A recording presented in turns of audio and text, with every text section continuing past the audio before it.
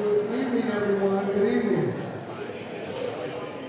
Welcome to the Elder Powell Library Branch. We thank you all for coming out to be with us on tonight. At this time, I'm going to go ahead and get started. And so our main presenter on tonight is Matt Smith, who is a bit of a historian and also is a librarian here at the Kalamazoo Public Library. And we're glad to present this program to you on tonight. And after he presents, we will then have a brief presentation from Mr. Tim Redding from the Walker Institute. And then we will take a quick 5-minute intermission. We have refreshments in the back, and we will prepare immediately following for a Q&A with our panel guests that we invited to be with us here on tonight. So without further ado, we're going to go ahead and present Mr. Matt Smith.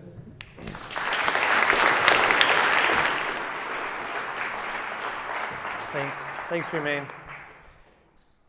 First thing I want to say is this history might be intellectually stimulating for some of us in the room, but for some of other people in this room, this history might be traumatic, emotional, and disturbing, some of the images and words that I show. So I want everyone to be respectful of that fact and for this to be a safe spot for people to react to this history. Second, this is a history lecture, but I also wanted it to be an analysis of how white supremacy operates, a case study for how racism actually operates in American history. So besides the history, I hope you're along for the ride on that as well. Then my final disclaimer at the very end, I use the word reparations. That's not necessarily the opinion of the Kalamazoo Public Library or the opinion of the anti-racism team, which I'm a part of at the library, or even the opinion of the panelists that are going to be up here right after me. In 1937, FDR segregated Kalamazoo in the same way that FDR segregated all American cities in the mid-1930s. And he did so through two agencies that he created. First, the Homeowners Loan Corporation. They were the ones that created the racist redlining maps. And second, through the FHA, the Federal Housing Administration. They were the ones that used the racist redlining maps to issue government-backed home loans on a massive scale to white people. So in his first 100 days of office, FDR created the Homeowners Loan Corporation. And the Homeowners Loan Corporation came to Kalamazoo in 1937 to draw this map of the city, a color-coded race map of the city, and the whole point of these maps, the whole purpose, was to decide what areas would be worthy of homeownership and what areas would not be worthy of homeownership.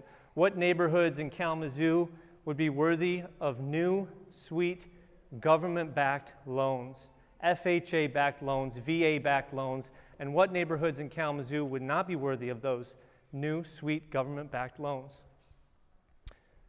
And the map was race-conscious and not in a good way. As I will show you, the map was obsessed with where African Americans lived in Kalamazoo. And as I'll show you, the maps were concerned with where African Americans would live in the future of Kalamazoo. Because the maps weren't just maps, they also came with notes.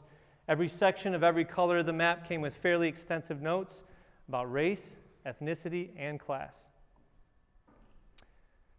So the redlining map has 4 colors, or 4 grades: red, yellow, blue, green. Red is the worst grade. This is literally where the term redlining comes from. Redline areas would certainly not be worthy of home ownership or government-backed loans. Yellow was the next worst rating. Generally speaking, not worthy of home ownership with certain exceptions. Then the blue and the green areas would be worthy of these new government-backed loans. So we start with the north side, and we start with the east part of the north side, east of Burdick Street, right here, north of Kalamazoo Ave, all the way east through the white area to Riverview Drive and the beginnings of the east side neighborhood. This area was redlined because Negro homes were all throughout sections D1, hazardous Negro labor. That means African Americans lived here. They also lived in the white area in between, and they also lived on Riverview, in the beginning of the East Side neighborhood. African Americans made up about 10% of this area, which for at the time would be a lot. African Americans only made up 2% of the population at this time.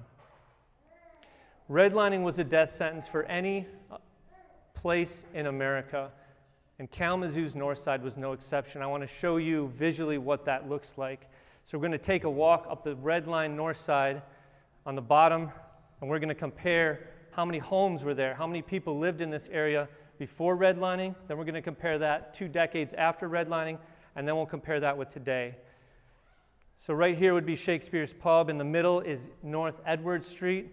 The left is Burdick Street, and this is North Picture. So just a few years before redlining, 67 people actually lived here. The yellow boxes are houses. 2 decades of redlining, that goes down to 29. And today, there's 4 homes in this area, surrounded by vacant lots and warehouses.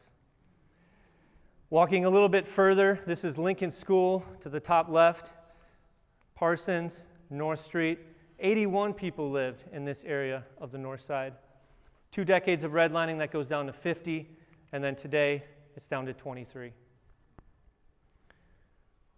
A little bit further north fared a little bit better initially. So a ton of people lived here in 1932. So right here is Crom Street. Down here is Patterson. After 2 decades of redlining, actually most, if not all, these homes held on, but there'd still be at least 2 decades of redlining that would be legal after this, not to mention the Great Recession of 2007-8 that disproportionately affected people of color. So today you'll notice a significant less amount of homes and significantly more vacant properties in this area. After decades and decades and decades and decades, that's at least 4 decades of redlining in this area, this property would be ripe real estate for what's called gentrification. Gentrification is when white developers scoop up cheap, historically segregated, plundered lands, typically with local incentives like tax abatements, typically with state or federal tax incentives like brownfield money. And they perform an urban renewal project, always in a redlined area, in a way that's not accountable to this history, not accountable to people of color, but especially not accountable to the black renters that live in that area and might be displaced. Now we're going to go to a smaller redline section. This is southeast part of Kalamazoo, the north part of the Edison neighborhood. This area was redlined because it was a hazardous, old, cheap alien district. Again, 10% Negro like the North Side, and they lived here with a lot of Hungarian people, so white immigrants. This is East Vine, this is Clarence Street. So this would become the Edison neighborhood, which is roughly 25% Latinx folks, 25% African American, 50% people of color. The Edison neighborhood today is not considered the greatest neighborhood in Kalamazoo, and that's because it wasn't designed to be. Now we're going to visit smaller redline areas in Kalamazoo. This is just the southwest part of Kalamazoo, just north of Westnedge Hill. And this is Peeler Street. Peeler Street. It was at this point in my research that I was truly disturbed, and that I realized the federal government, with the help of the city, was determined to redline virtually every single African American family that lived here. So Peeler Street in this area was redlined because, again, it was Negro, surrounded by worthy white neighborhoods with nothing really environmental to even point to. Peeler Street was redlined, and these 9 African American families lived on Peeler Street, and this is Peeler Street today, empty lots where people used to live. Another tiny spot is south of Kalamazoo College, south of Lovell Street, on the way to Western Michigan's campus. This is Stadium Drive, this is railroad tracks. Again, this was redlined because directly south there are a few Negro homes. In this case, 8 African American families lived there where the sidewalk is. Behind this picture is Jimmy John's. Before we talk about yellow lining, which was the next worst rating, before we talk about yellow lining, which dips deeply into ethnicity issues and class issues, so white immigrants. It's crucial to understand redlining was all about race, not class. This whole presentation is actually about race, not class. Every single red area on this map, except for one, had African Americans living in the area, all but one. This was the only area redlined for purely environmental reasons. That's where the marketplace homes are, across from the farmer's market. It was redlined because homes were built on a celery muck. They were deteriorating. If the government wanted to redline every single African American family, they did a really good job. Only 17 African American families were not redlined. And of those 17, all 17 were in yellow areas. That's the second worst rating. And of 16 of those 17 were extremely close to a red line street. So for example, 2 blocks from Burdick Street. These people were not poor. Half of the African Americans in 1937 owned their homes. This is about cutting out African Americans at all income levels out of the greatest homeownership scheme in American history. Now we can talk about yellow lining. Again, yellow lining was generally speaking not worthy of homeownership, the urban core neighborhoods. But even to be yellow lined, the federal government and the city were concerned with where African Americans lived. The East Side neighborhood was yellow lined because of the detrimental influence to the west, referring to the African Americans on Riverview. Other times a place was yellow lined because unsavory white people lived there. Now we're talking about white immigrants. So the north side was redlined west of Burdick, a big spot of the north side, 99.9% white at this time. Yellow line because it was inhabited by Italians and Dutch people. But here's the thing about being white, whether you're Italian, Dutch, or Hungarian, you could simply move. You could leave. As long as you could afford it, you could move to a different neighborhood. You could go get a house in a nice blue or green line neighborhood. And that's exactly what happened. So we know that white flight happened on the north side. The north side is the most segregated neighborhood in Kalamazoo today, 90 to 97% non-white, 80 to 87% African American. I was interested in how fast did white flight happen, so I looked at every single white person on North Rose Street and I tracked them down to see where they went. White flight was immediate. So of all the white people on North Rose Street in 1937, there was one black family. A significant percentage of them simply left. 58.2% left to a different neighborhood.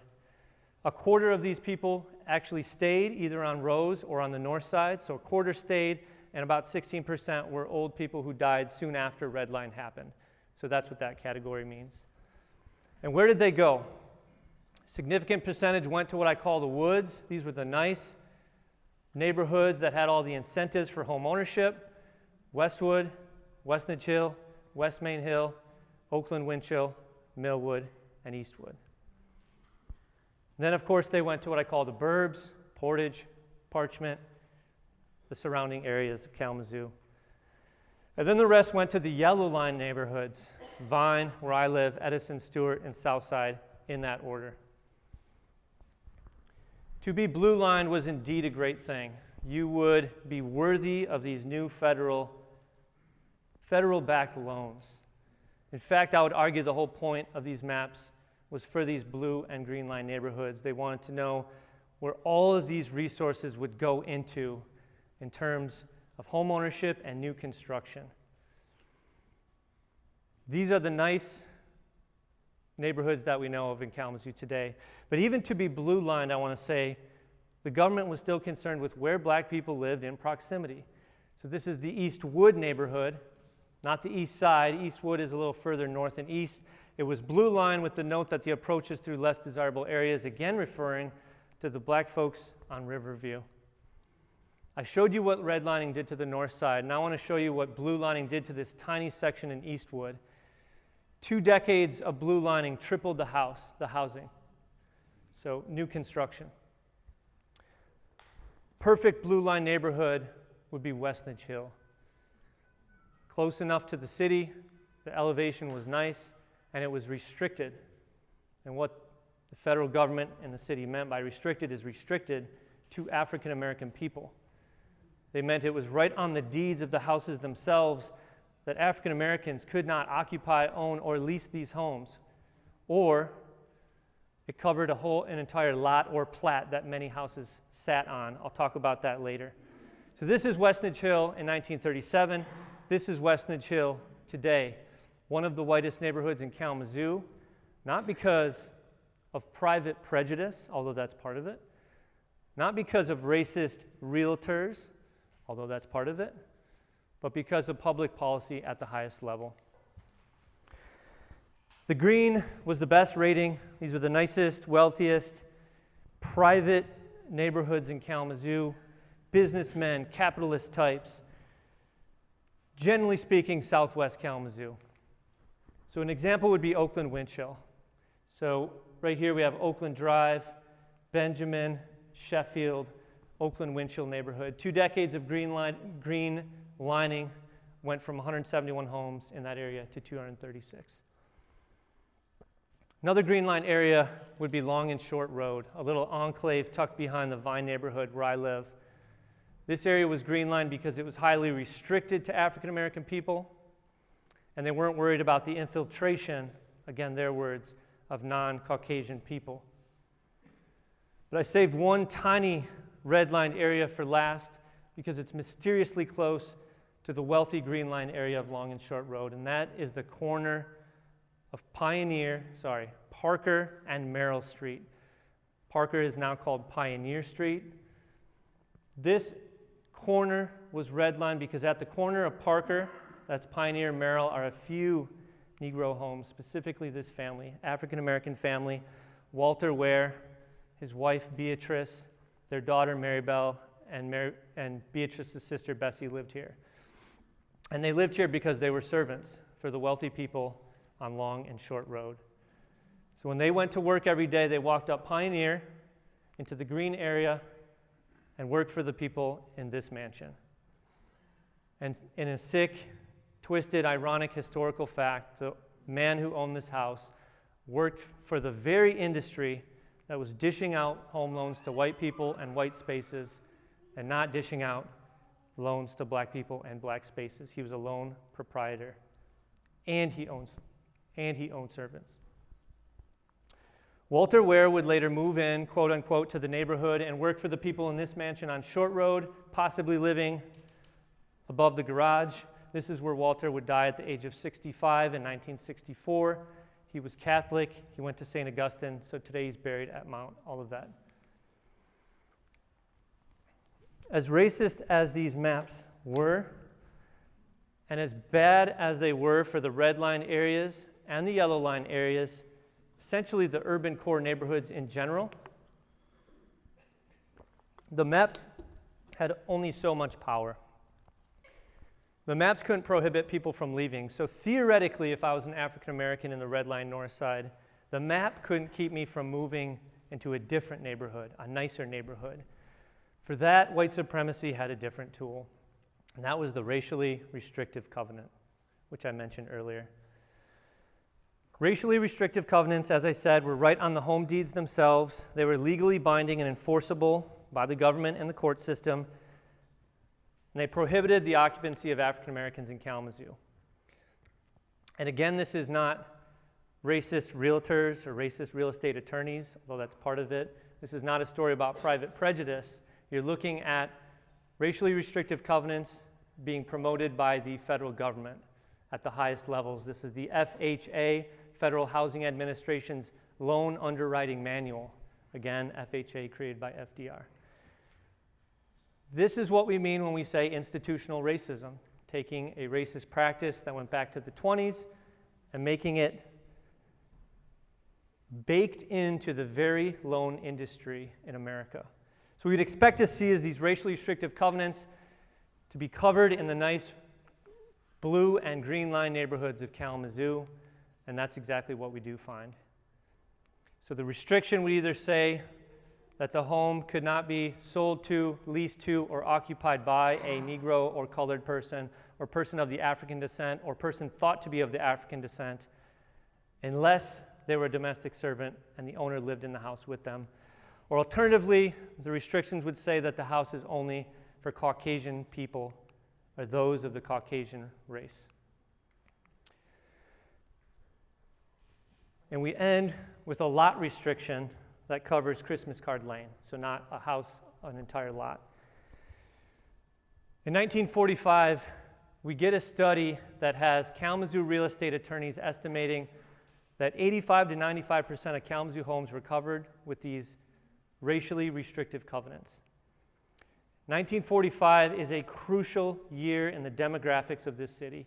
This is precisely when African Americans are coming to Kalamazoo from the South. This is the Great Migration. Before this, African Americans were 2% of the population. So imagine you're an African American person coming from Alabama, Mississippi, Virginia, coming to the so-called northern city of Kalamazoo that's redlined and heavily covered with racially restrictive covenants. You are shuffled into the areas designed for you, Northside, Eastside, Edison. This is where we ask the philosophical question, white people, what do I owe the sins of the past? I was not around back then. What do I owe the sins? The answer to that question is in the wealth gap. The wealth gap. But in order to understand the wealth gap, we start with the racial disparity that is home ownership. Most white people own their homes. Most black people do not own their homes. That's directly a result of this history we're talking about. Next, most Americans gain wealth through home ownership. That's the dominant form of wealth creation. The worst racial disparity in America today is the wealth gap. White wealth is 15 times that of black wealth. $1 of white wealth invested in property, 7 cents of black wealth. Median white wealth is $142,000. Median black wealth is 11. 142 compared to 11. To understand that racial disparities are completely caused by racist policies is to be one step closer to being an anti-racist thinker. Second, it helps to understand this particular history. It helps to have a model for how to think about how racism actually operates in American history. Most of us, including me before I read a book over there, believed this is how racism operates. The history of racism starts with a racist, a bigot, an ignorant person who, because they're bigoted, have these racist ideas, for example, about black people. And because they have the racist ideas, they create these discrimination, racist policies. When in fact the opposite is true. This is ahistorical. In order to understand racism in America, I want you to consider that this is more accurate. In America, we start with discrimination. We start with racist policy. We start with white supremacy.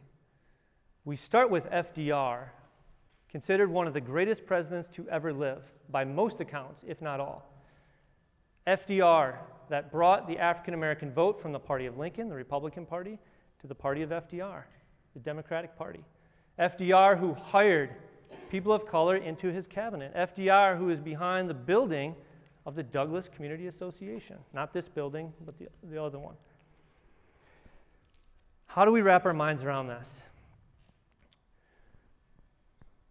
The reason we start with redlining and racially restrictive covenants is because that's the status quo.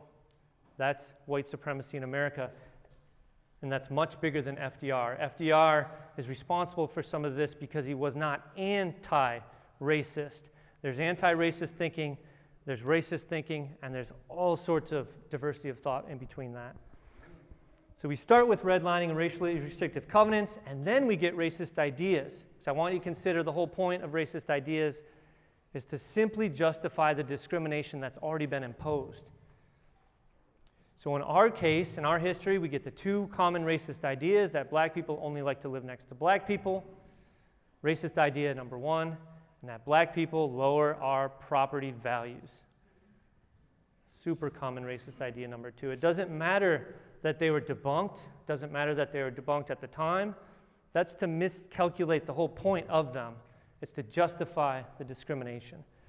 And then we consume racist ideas from birth, right? So then we get bigotry, ignorance in the populace.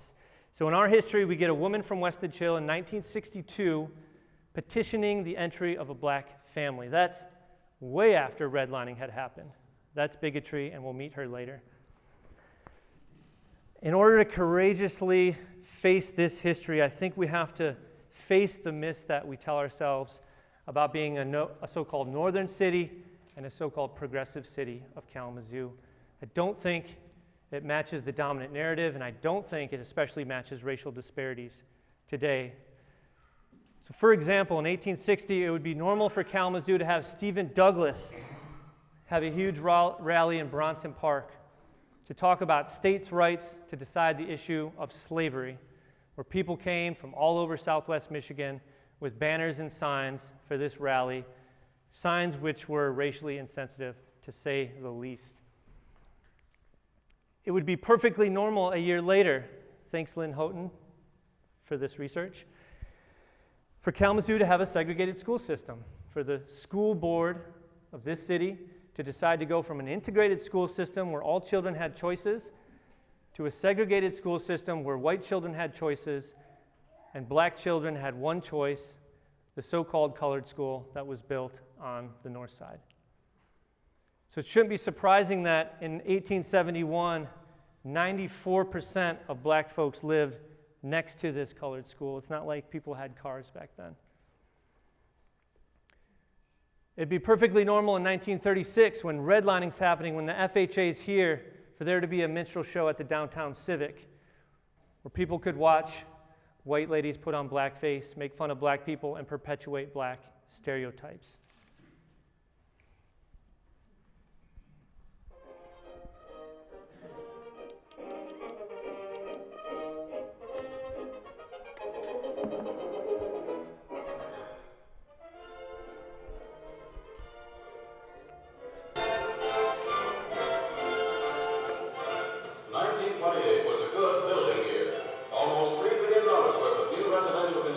All the light of day. But in 1929, even before the Depression became general, building dropped off to slightly under 2 billion. Year after year, throughout the Depression, this decline continued. Each succeeding drop meaning thousands more men laid off in the building and allied industry. Until in 1934, all of the new homes built in the United States were worth only $227 million. A decline of 92% from 1928. But due to the stimulation of the National Housing Act, 1935 presents a different picture. From every section of the country come reports of vastly increased building activity. Now in these pictures, we show you a few of the thousands of houses of all types that are currently under construction as a result of this building movement. We show you a few of the hundreds of thousands of men whom it has put back to work, some of them after years of idleness. Carpenters, bricklayers, masons, plumbers, men from every division of the building trades are getting an honest day's work. And this employment is not limited to the building trades. For every man put to work on a house, several more are engaged in making the needed materials and transporting them where they are to be used. This coffee hand that comes out of a pay envelope tastes a lot sweeter than the same food when it's bought with a relief check. This tidal wave of new construction is an important contribution to the economic rebuilding of America. Homeownership is the basis of a happy, contented family life. And now, with the use of the National Housing Act insured mortgage, is brought within the reach of all citizens on a monthly payment plan no greater than rent.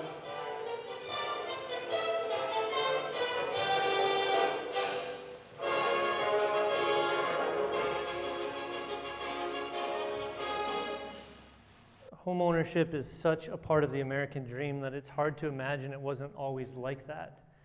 Before this time, before FDR, before the New Deal, before the National Housing Act, the FHA, the VA, homeownership wasn't a realistic opportunity for most folks, including white working class folks.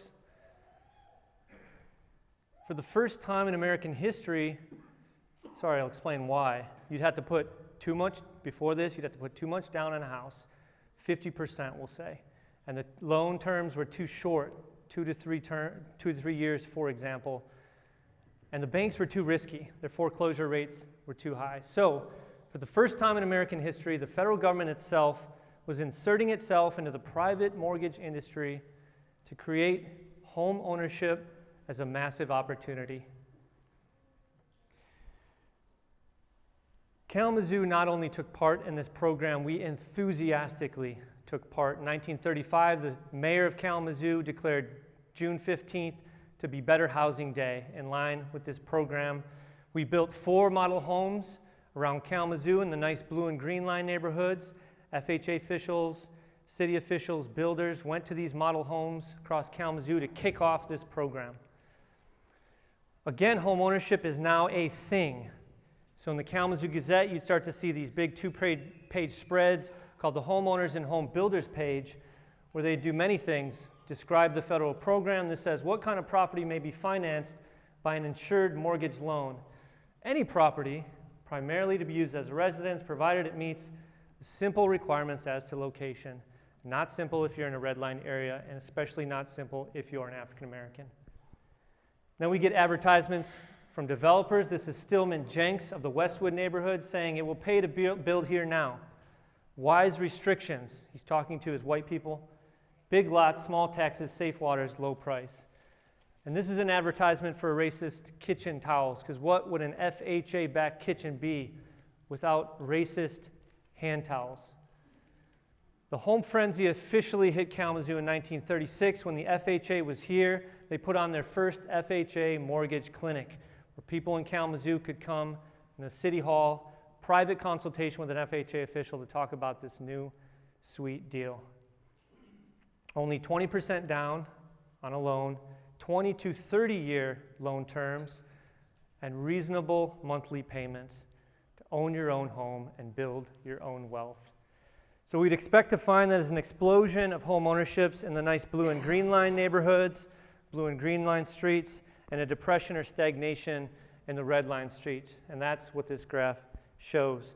I'm just counting the home owners in 3 blue line streets: Inkster, Bronson Boulevard, and Vassar. Vassar's in Millwood.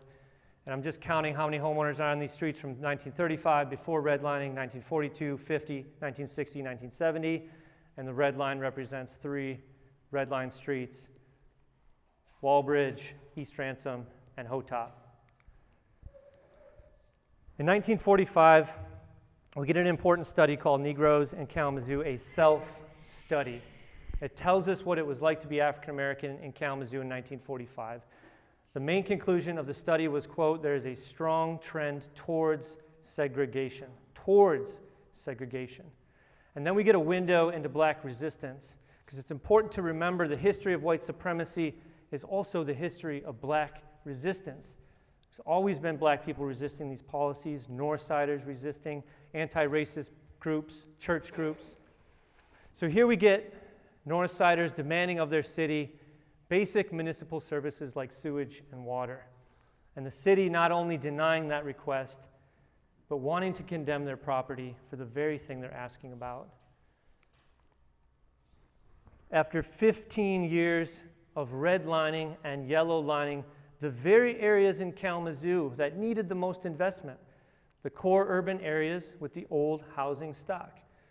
So after 15 years of that, the city had on its hands a blight crisis.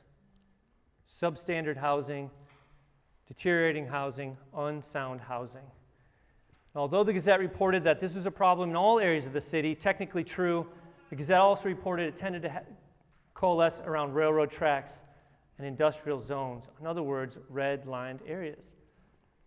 Because the truth is, in 1950, most Kalamazoo homes were doing just fine. 83% were sound, but on the red line north side, only 33% were sound, 1/3.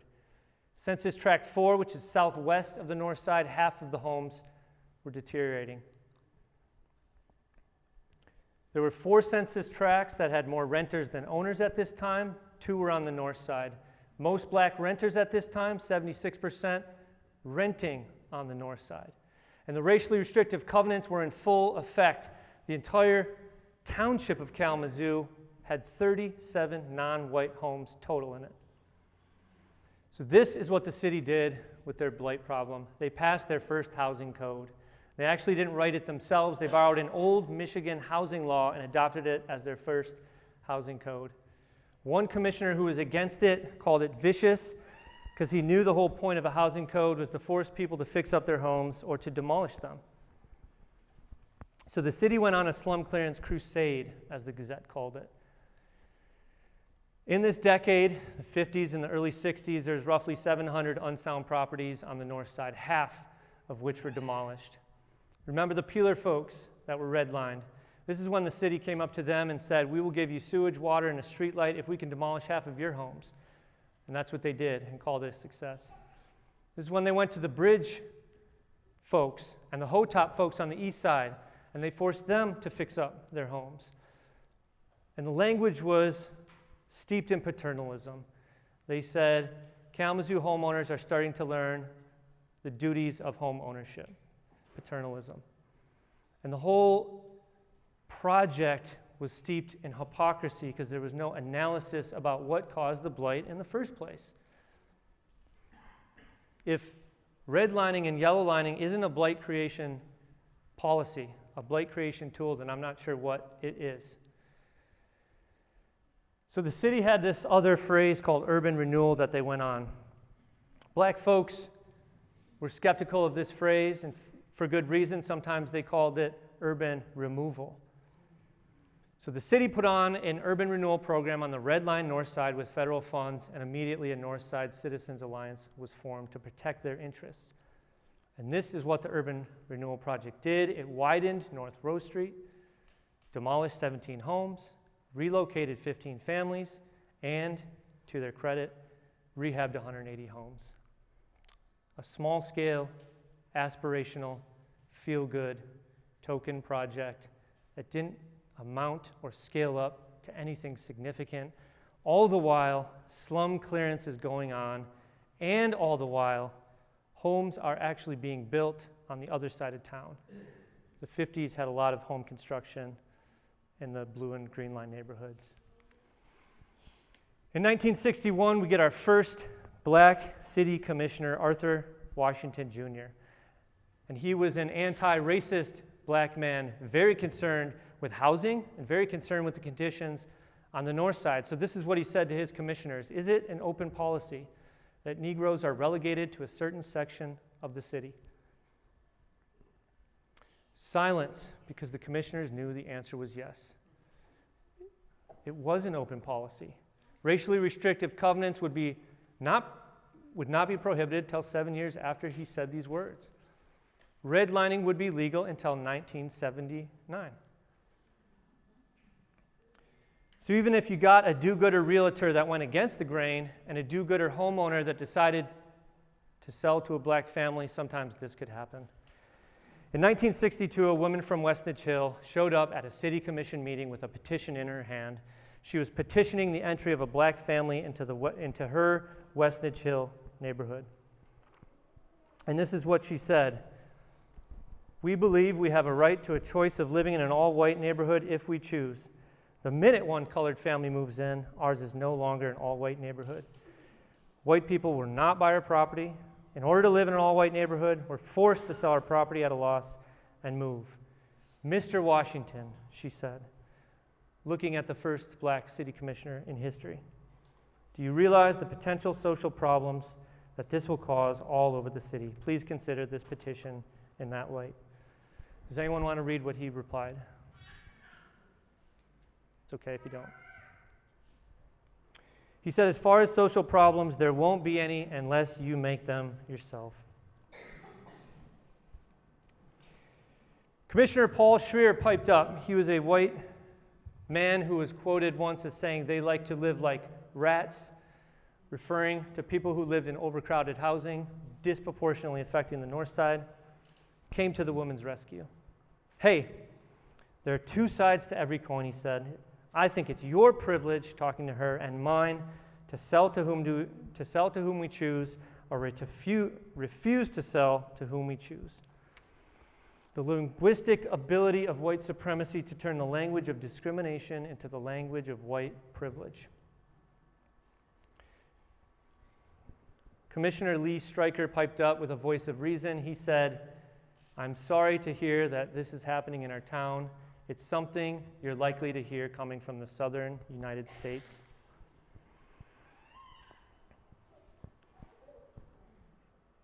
In 1964, the city is deeply in segregation.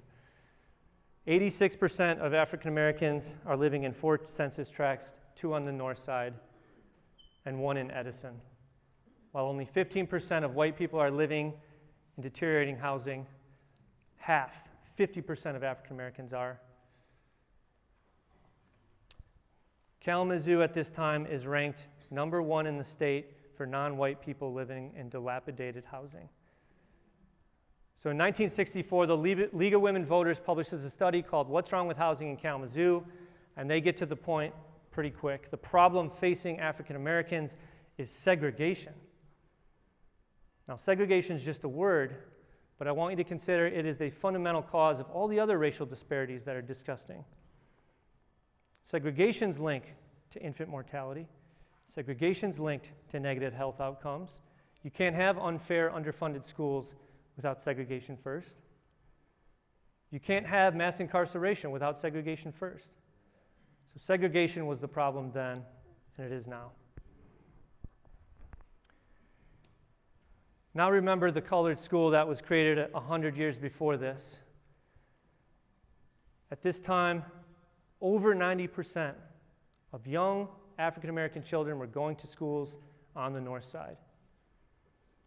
The Lincoln School was built about 4 blocks from the so-called colored school. Lincoln School today is 94% African American, 97% low income. Woodward is 76% African American, 94% low income. We had come full circle. We had segregated schools to segregate residentially. Now we segregated residentially, and the schools are segregated. 1969, Martin Luther King was just murdered. Detroit had just went through a race riot, and anti-racist folks in Kalamazoo are fed up. I want to share a variety of anti-racist voices that blew up a city commission meeting and made the city commission meeting stop, because I think it's important.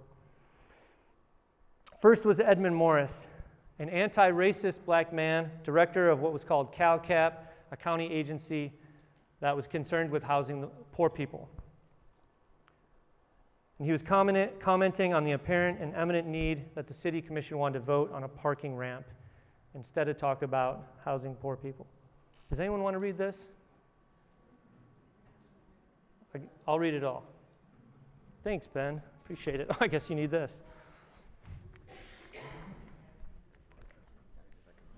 Thank you. The city is placing the needs of automobiles and the wishes of all affluent interest groups above the needs of 3,111 families who are less articulate and less affluent. Thanks. Edmund Morris, not long after that, was essentially forced to resign his directorship because he was an anti-racist black man. Earl Dodge piped in, head of the Good Government Association, a white man. Parking facilities are self-liquidating financially, he said. The users pay for the facilities through parking fees.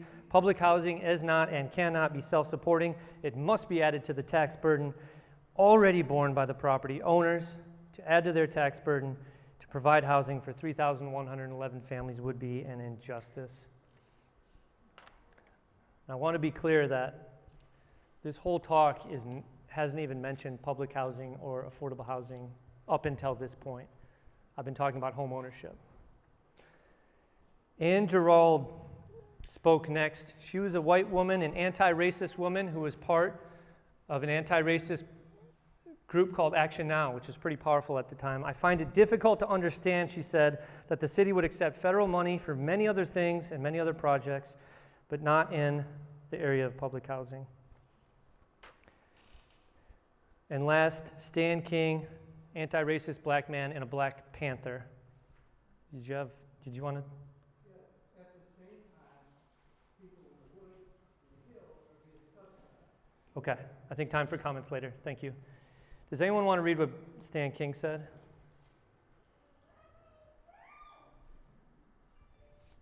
Thanks.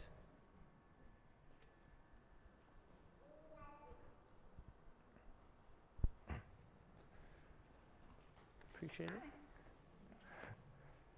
It's really long. I've read longer. We are sick and tired of the flowers and the swings placed in the ghetto by deck, tokenism, and the rats and mice that eat our kids at night. If we want flowers, we can plant them ourselves. Us blacks have been talking to you commissioners for a long time, but you haven't been listening. You people must unbutton your ties and girdles and face reality. Social crisis has arrived. It's here. Martin Luther King is dead. You say, hooray, we killed the county. Let me tell you something. He's the best friend you ever had. Black militants got started because of you and your lack of action to correct racial inequalities. You created a monster. Now you got to live with it. Kalamazoo is filled with racism and hate, but you blame the commies for all the groups like Action Now that try to get involved in Cure Society. You say, stop the war in Vietnam. Okay, now watch it grow. All right.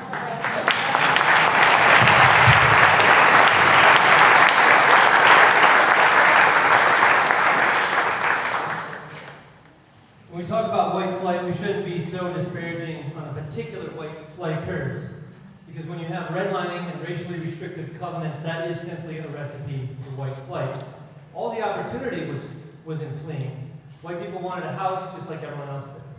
The only reason there wasn't black flight, the only reason, is because they were prohibited through racially restrictive covenants. This just shows one decade in Kalamazoo of white flight in the 70s, where the city got 15% less white and 46% more black, and the Northside got 61% less white and 30% more black. You might be asking yourself why this presentation is so depressing, and why I'm not talking about the wins that we've had, the legislative wins, right? The history of racist housing policy is truly overwhelming, while the history of anti-racist housing policy is underwhelming. I'll give you some examples. Racially restrictive covenants go back to the 20s.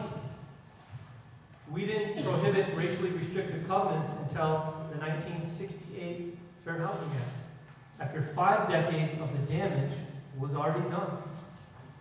Redlining goes back to the mid-30s, we'll say 1937. Michigan didn't manage to pass an anti-redlining law until 1979, after 4 decades of the damage was done. None of these legislative wins look at past damage. None of them have remedies for actual damage done to actual people. And sometimes the laws are simply ineffective.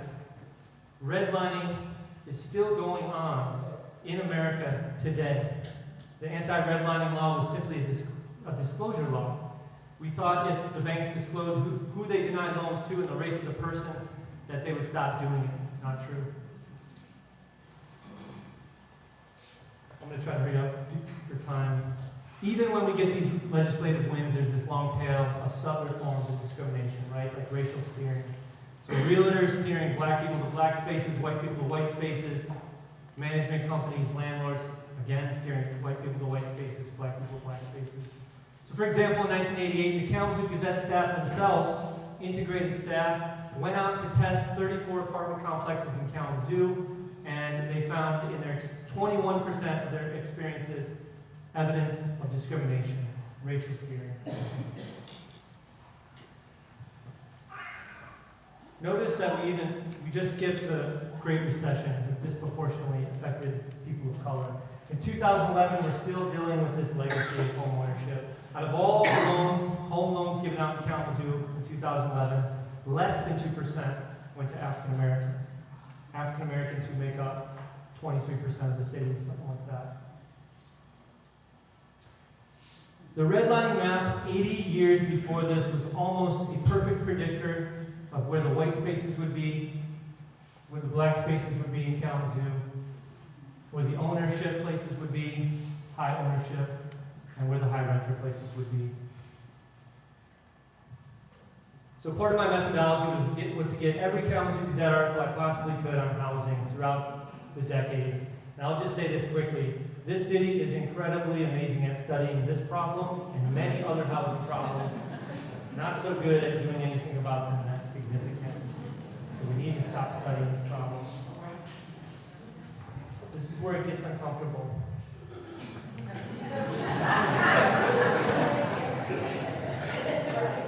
This is not an intellectual adventure to me.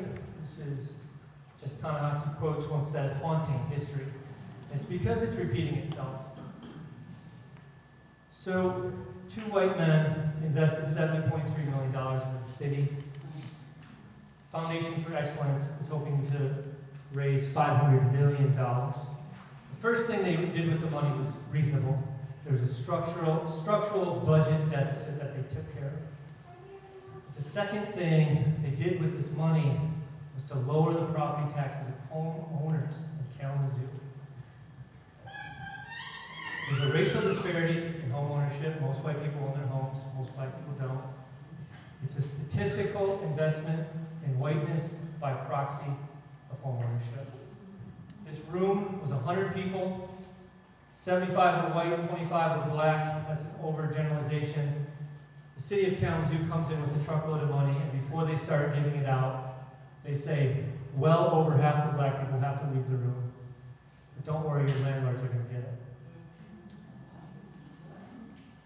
So, this will be super quick. There are many people in this room, when we talk about solutions to this problem, many people in this room much, much smarter than me. This is not my area of expertise, but I just want to say I am an advocate of reparations. And by that, I mean cash payments. So this is just to put in perspective what that could look like.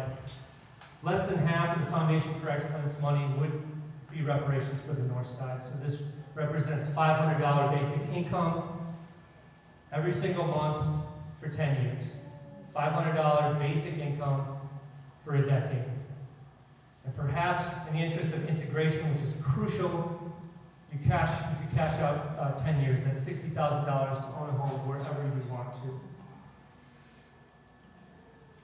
Whatever the solution is, or the solutions are, I hope I've convinced you that the solution has to involve a lot of resources and a lot of money, because the damage done involves a lot of resources and a lot of money over decades and generations. I hope I've convinced you that this is the government's problem, because the government caused most of this damage. I hope I've convinced you that the solution has to talk about race, has to talk about equity, has to talk about African American people, because the damage was done to African American people. Thank you.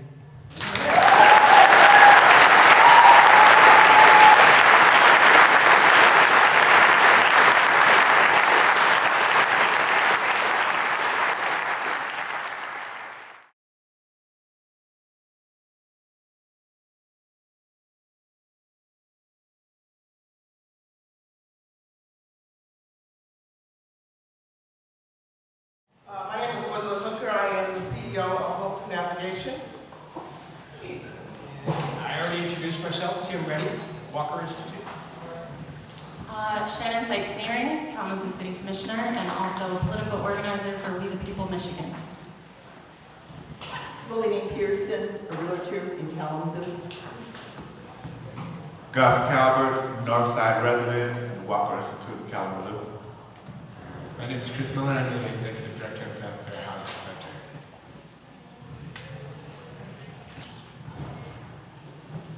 All right, thank you all for coming out and being with us on tonight, committing your time. Thank you so much. Did everyone enjoy the presentation on tonight? Let's give another hand to Mr. Matt Smith.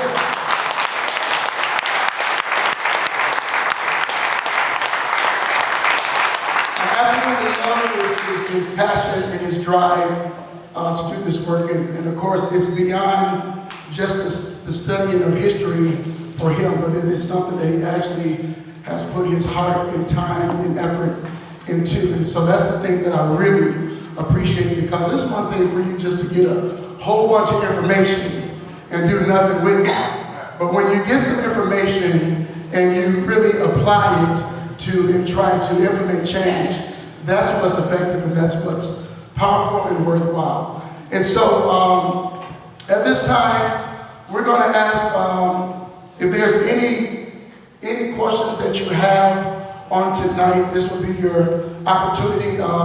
And we want you to direct your questions to our panelists and whoever that wants to answer that question. If more than one of you want to answer that, that's well too.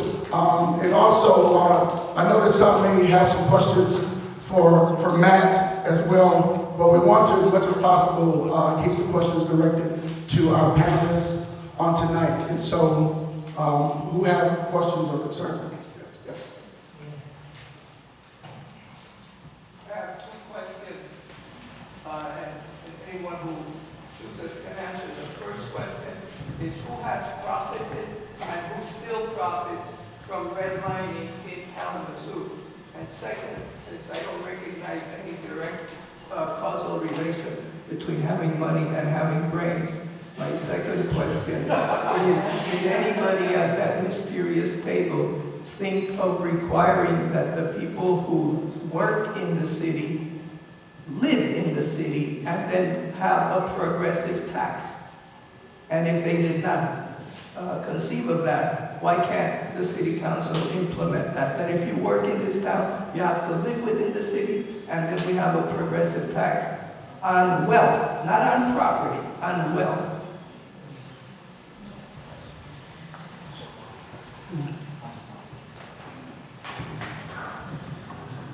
Yeah, great question. Thank you for asking it. I was not at some of those original meetings at that table, but I was at the table long before the community was made aware of the Foundation for Excellence plan. So I want to preface this by saying I think the real thing that we need in order to move forward on these issues is a little bit of truth-telling. And narratives matter. And so if we believe one thing that is untrue, it keeps us from getting to what we need to know. So to your question about having people who work in the city move into the city so that then we can do an income tax. So based on state law, we cannot require that everybody who has a job in the city live in the city.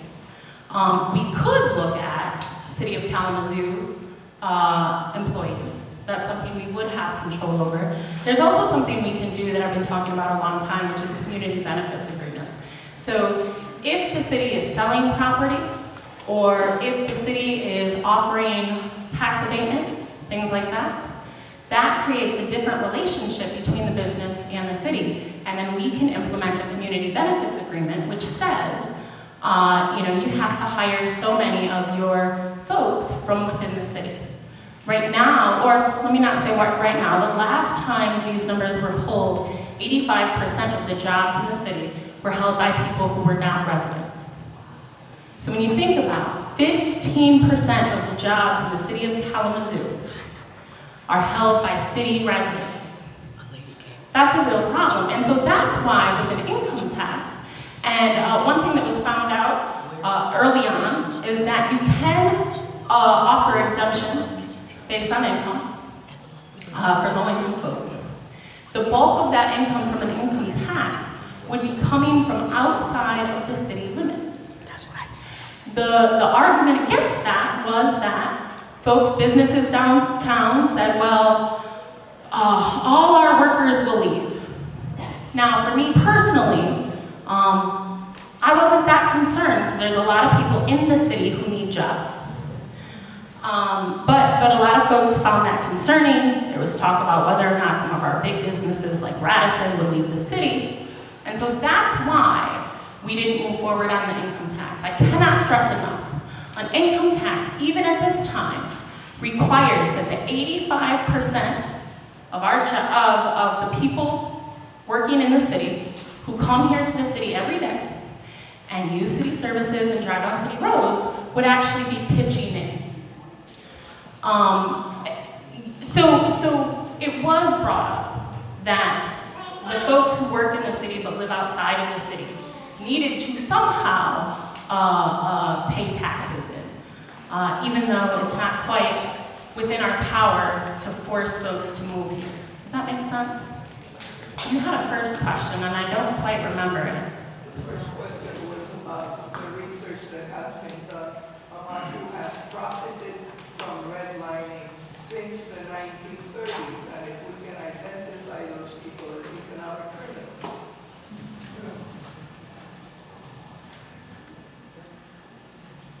I don't think any of us have an answer to that. I don't think it's been studied. I can take a stab at it too. So, I don't have numbers from Kalamazoo. What I do know is that the book on the table right here, The Color of Law, is written by a researcher named Richard Rothstein. And he utilizes an example of Levittown in New York. So I know that this is not a Kalamazoo specific example, but the houses built there were redlined and racially restrictive covenants were put on all of the flats for them. When they were built, the houses were built for, I don't even remember, $47,000, very inexpensive. Because of the proximity of where Levittown is today and the value of the homes today, they go from building costs, let's say $50,000, to selling price now, $450,000, $500,000.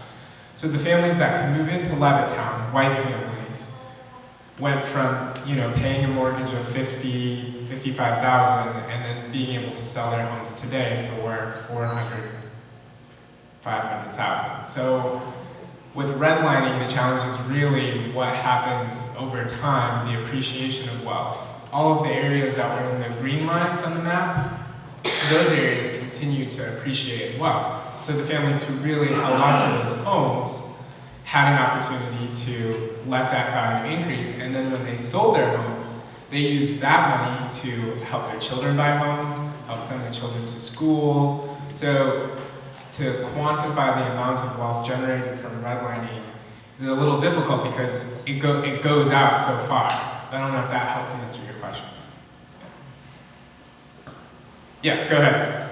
All right, this question is, I guess, more about the addressing the racial steering, or perhaps the practices of realtors when it comes to properties. And I preface this by having lived this situation probably about 2004 or 5. At the time, my wife and I were buying a home, and we were qualified, but we actually fired 2 real estate agents because we were steered towards areas that we weren't wanting to live in. All right, so we wanted to buy a home in the Millwood area, but we kept being steered towards, I guess, KNHS designated 5 neighborhoods, and we were not even in the KNHS program. But we were told, well, this will probably be a more bang for your buck. These were realtors, real estate agents. So I guess where does the accountability come from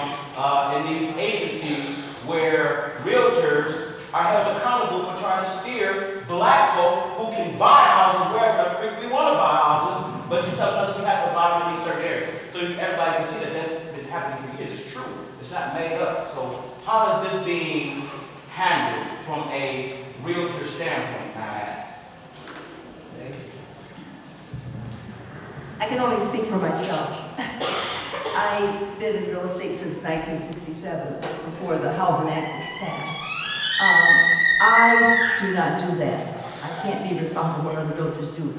It's just not something that I would even do, because I just know how important ownership is.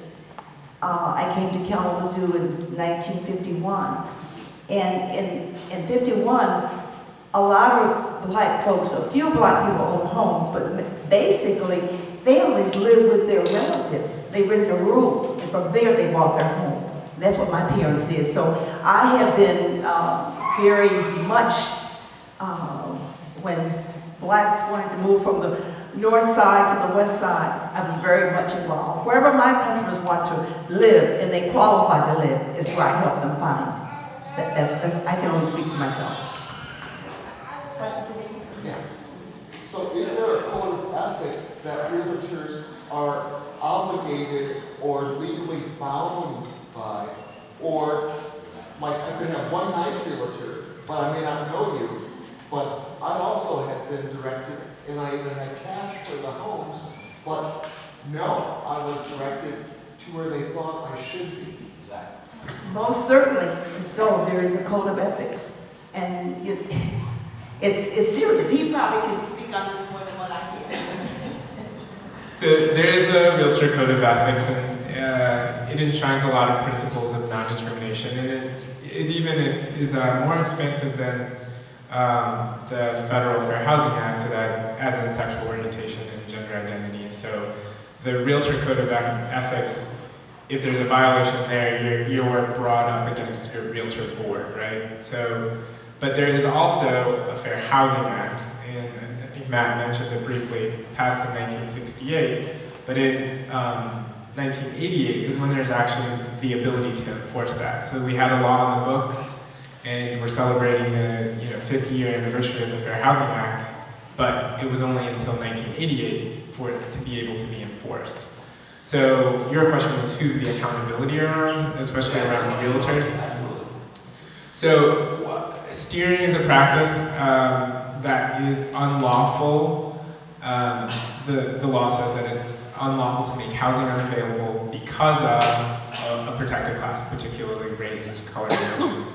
And so if you think that a realtor is steering you, the trouble or what becomes difficult is how do you prove that, right? I think lots of people have experiences where they say, I've been discriminated against, or I had this thing happen to me because of my race, my color, religion, or whatever. And the real key is having some sort of evidence, story, narrative to say, oh, and it actually happened to this other person who happens to be the same race, color, religion, something that I am. So I think the real challenge of your question is there is undoubtedly two things that can hold that realtor accountable, but it really comes down to how do we get that out there to prove it.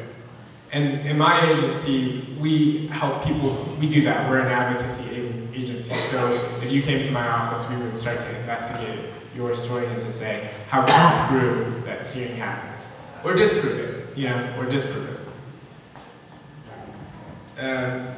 In the back.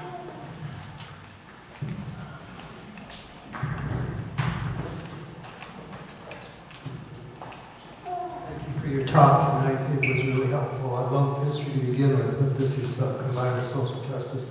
There's another situation going on with redlining in the voting districts. We have a solution to it. Proposal 2.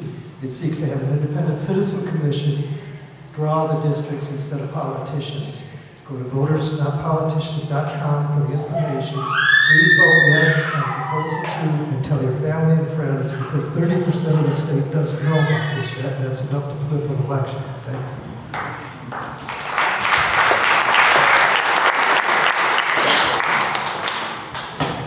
Hi, everybody.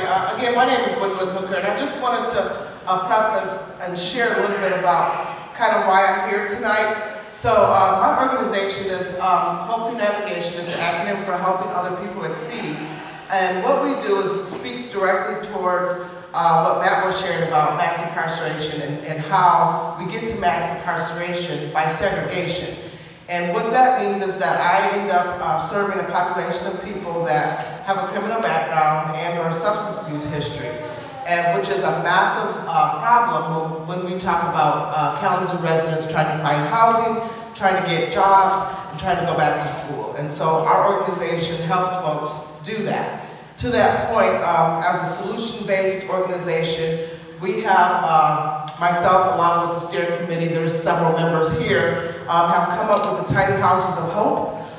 We are closing on a property, and we're going to build 6 tiny houses for folks with criminal background and or substance abuse history that are actually affordable, that are clean, well provided for, and most importantly are specifically for people that have been marginalized and oppressed in the history of the city. And so we are going to take the opportunity to let some folks that are usually last be first, and actually have the opportunity to actually rent affordable homes or buy affordable homes that are going to be placed on the Northside in the Northside Cultural Business District, and allow folks who typically are not able to purchase homes or afford rentals or even be allowed to rent because folks will refuse to rent to them.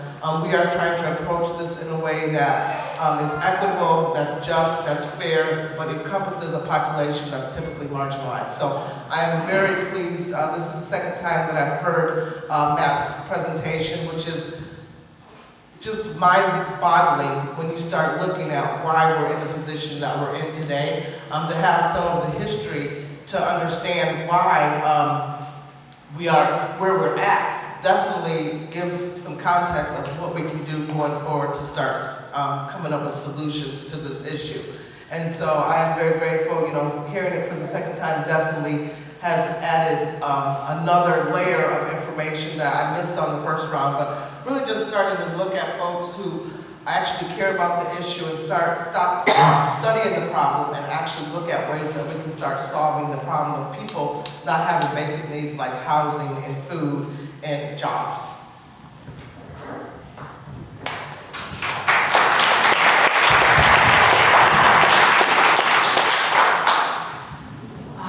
Thank you so much for lifting some of that up. Part of what I appreciate so much about this presentation and about what you had to say is it really makes us aware that the problem is not in the people. Very often we tend to have this idea that if the people just did better, if they dressed more professional, if they studied in school more, if they didn't follow that drug culture, then everybody would be doing okay. And it's just fundamentally untrue. One of the biggest issues, and I so appreciate, Matt, you said segregation is the reason for mass incarceration, not drugs, right? Segregation is the reason for bigotry.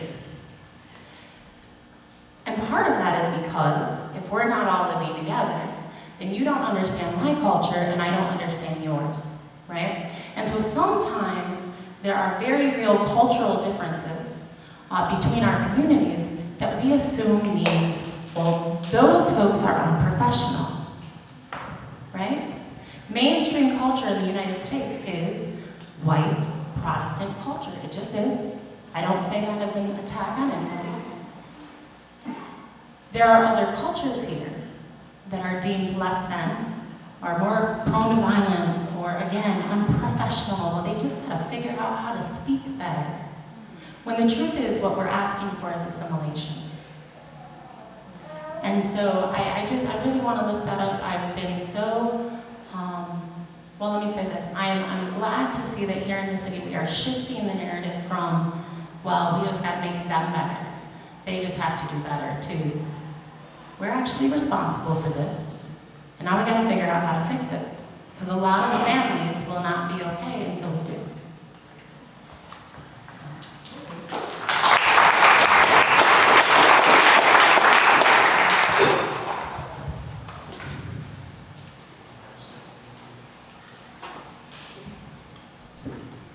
My question is, we live in a community that we have a high amount of poverty, yet we have actually a tremendous amount of wealth also.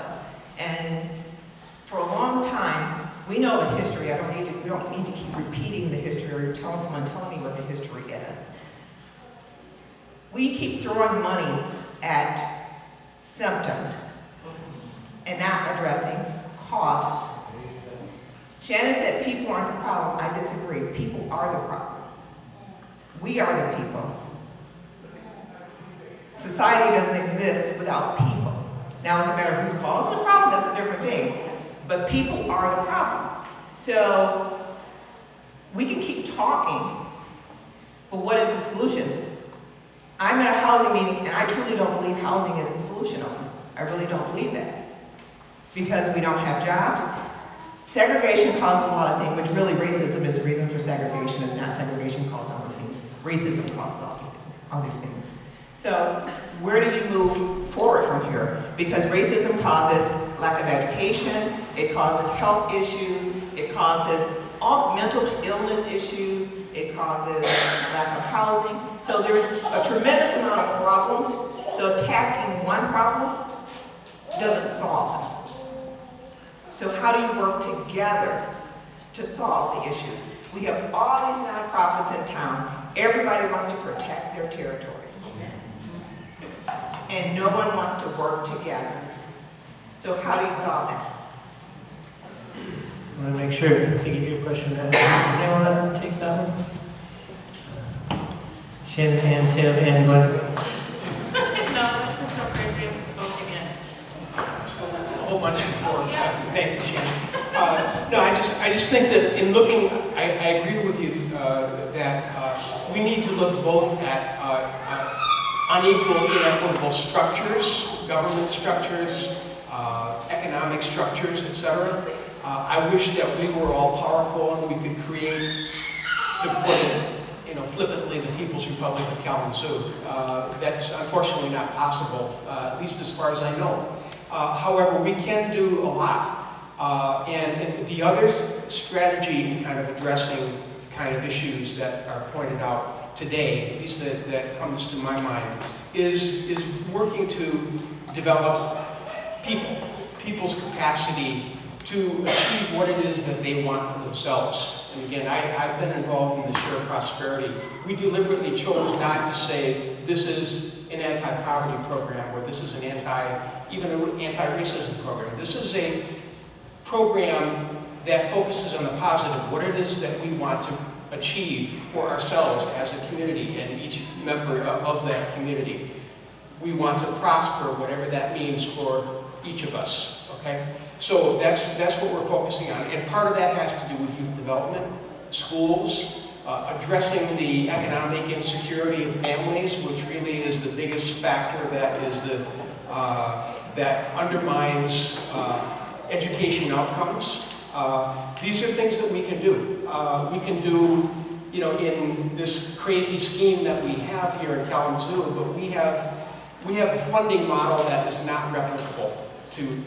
But we have the opportunity to prove a point that a community can change if it has the resources. Not every community has people who are ready to drop a whole bunch of money out of their own pockets on us. We happen to have that. Hardly anybody else can do that. But we do have this opportunity to prove, hey, we can make a difference if we get our act together. First, I just want to take a moment and say, good point. And so I take my comment back. So maybe what I meant to say is not that the problem is not people, the problem is not the most marginalized, vulnerable people. I appreciate, Tim Reddy, your comments, and we have worked together before, and I know that we agree on most things.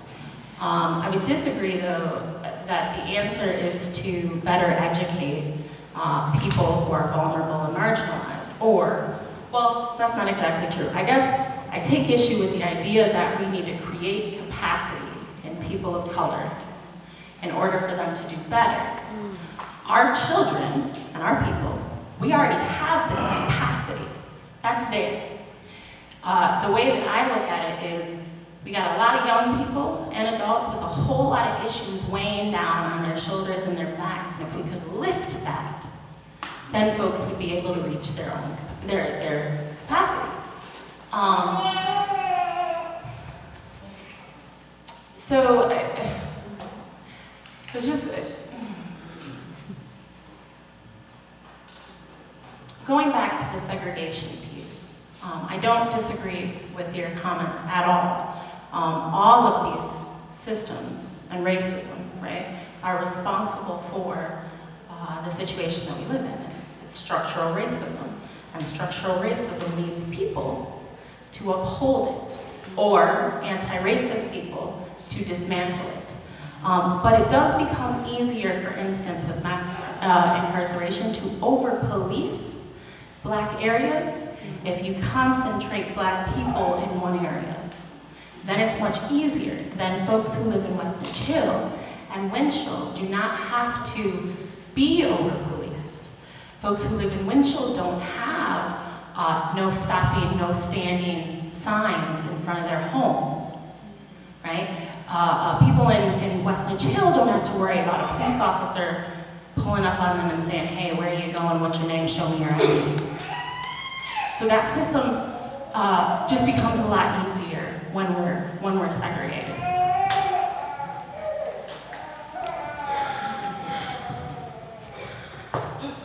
Just to speak briefly to Sabrina's point, so it definitely is going to be a multifaceted, multi-sector, cross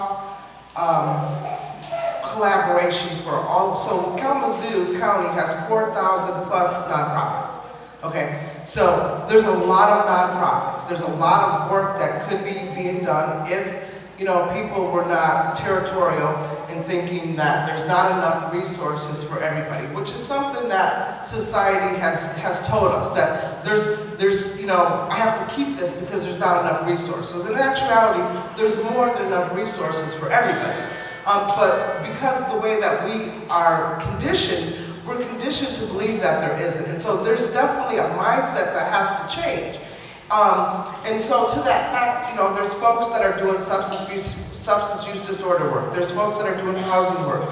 You know, if every section started intentionally working on things together, you know, we would be more impactful to actually start transforming people's lives, as opposed to just, you know, creating band-aids for specific solutions and symptoms instead of actually tackling what's the real problem. You know, it's not a problem like Shannon was saying.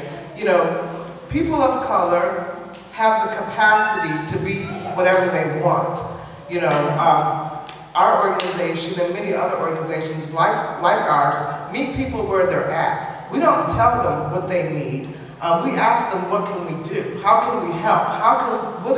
What is your plan? What do you want to be? And then we try to supply the resources to make that happen, as opposed to coming in and saying, you need to buy a house, you need to go to college. Because it's not a cookie cutter model for every person. Every person has a different path to success. And when we start realizing that society has been lying to us and making us believe that there's this one path to success, which it's not true. You know, you don't have to buy a house to be successful, but you do have to have mechanisms in place to be able to be self-sufficient and sustain your, you know, good quality of life. And so at the end of the day, it comes down to asking people, how can we help, and then supplying the resources that it takes. And working collectively as people and as organizations, and putting resources in place that we can meet people where we're at. Okay, we have 6 minutes because this place is closing. I just wanted to say, you had a question over here, and while I'm walking over here, the library is going through strategic planning and having community conversations. If you want to be part of that, please contact the library to be part of our strategic planning process.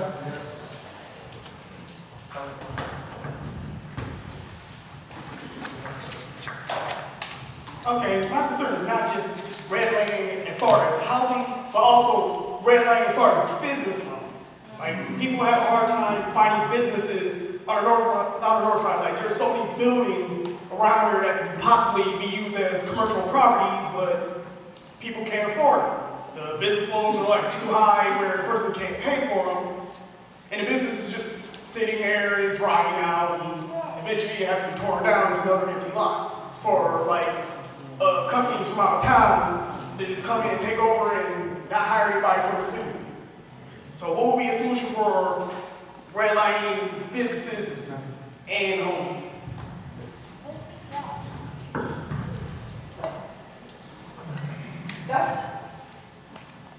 I can't believe that somebody asked the perfect question for me. I'm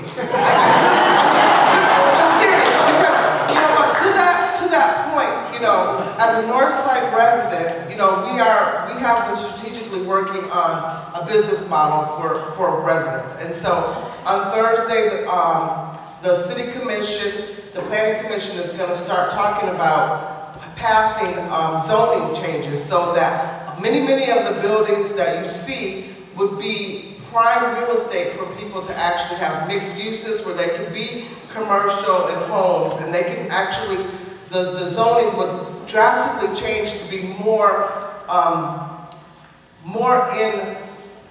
in line with what they're already being used for. And if they're not already being used that way, they would be in a better position to actually be used for what you're talking about. So we know that on the north side, there's been a lot of things, not just in housing, but in business and loans and mass incarceration, stereotyping, profiling. All those things are happening in concentrated areas where there's poverty, low income.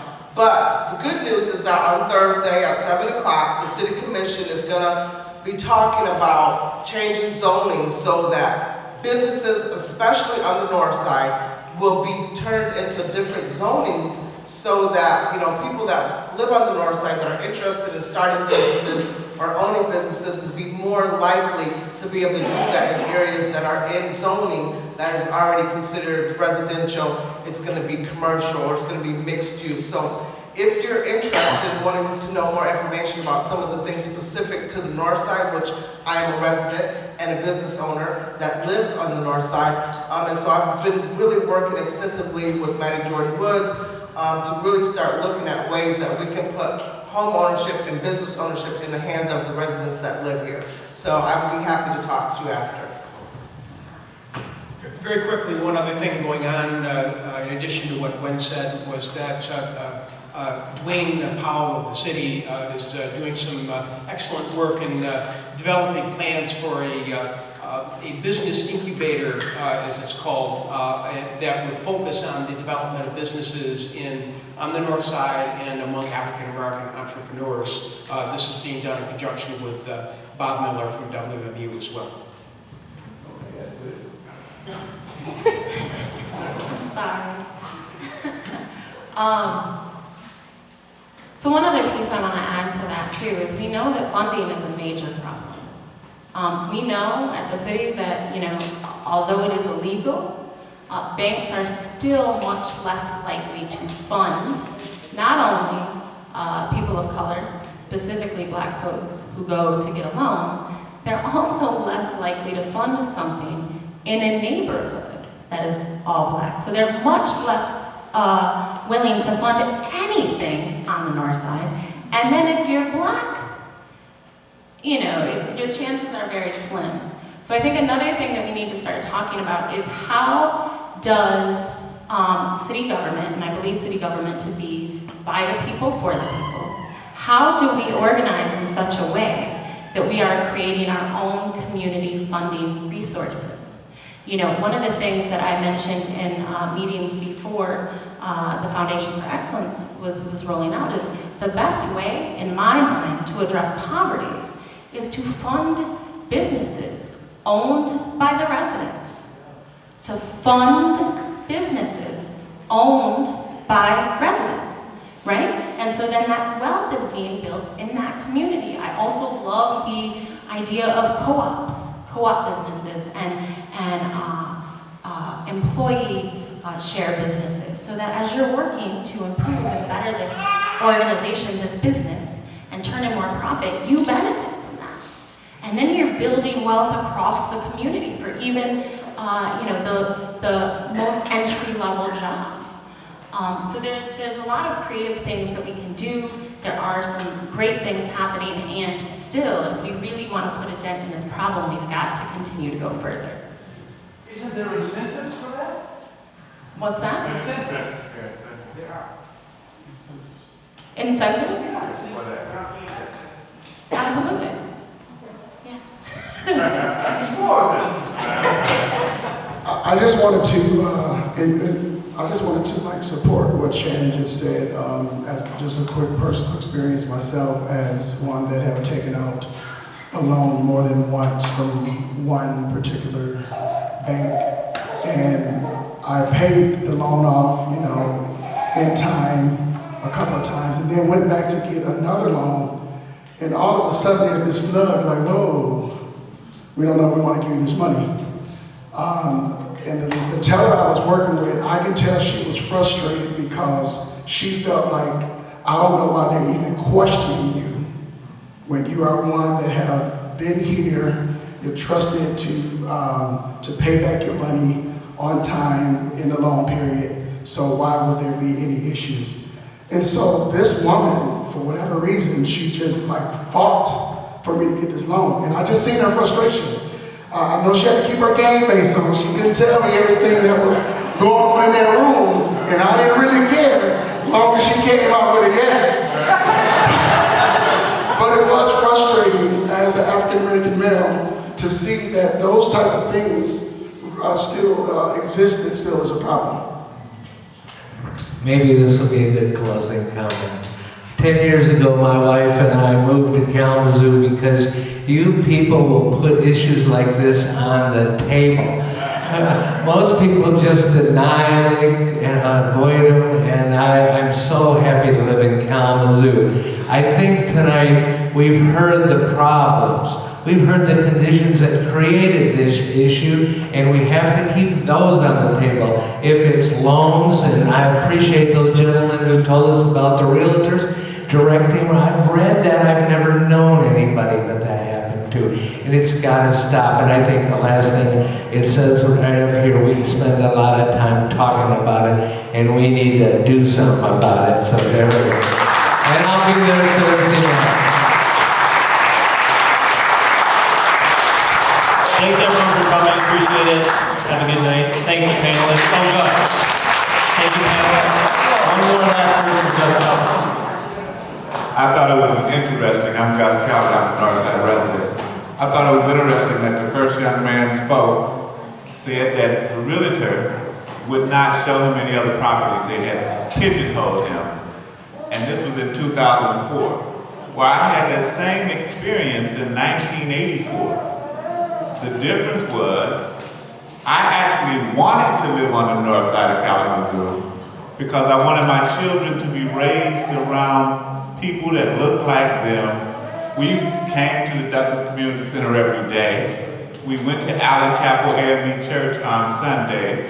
The park was across the street from my house. So we wanted to be on the north side. And when I went to see Mrs. Pearson, she said, "Where you want to live?"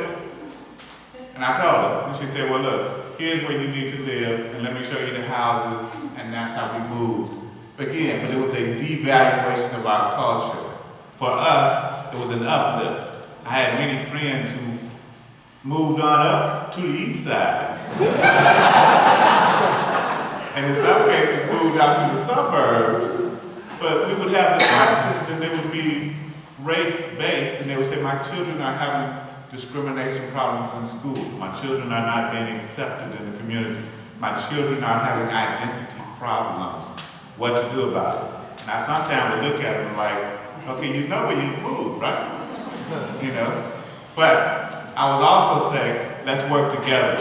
That whole youth development piece. Let's not blame the victim.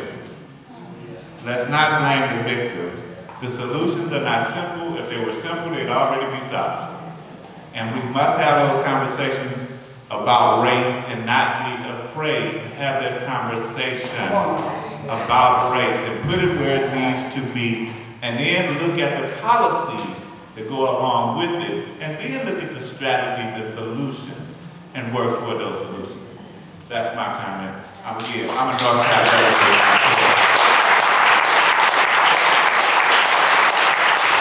Once again, thank you everyone.